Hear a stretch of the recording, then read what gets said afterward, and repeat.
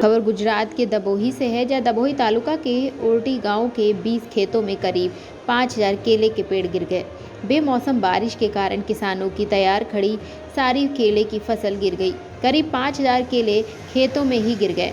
नुकसान 25 लाख रुपए तक पहुंच गया है। पिछले 4 दिनों से हो रही बेमौसम बारिश के कारण किसानों को भारी नुकसान हुआ है। अकेले दबोही तालुका के ओरटी गांव में 20 खेतों में तैयार खेड़े 5000 केले के पौधे गिर गए, वहीं जिसमें किसानों को लगभग 25 लाख रुपए का नुकसान हुआ है। अगर सरकार जल्द से जल्द किसानों का संरक्षण कराए और नुकसान की भरपाई करे तो किसान अपने पैरों पर खड़े हो सकते हैं। फिलहाल किसानों ने बैंक से कर्ज लेकर महंगे बीज लाकर केले के लगाए हुए थे। मारू नाम रमेशभाई बारिया छू, ओरडी गामनो खेडूत छू।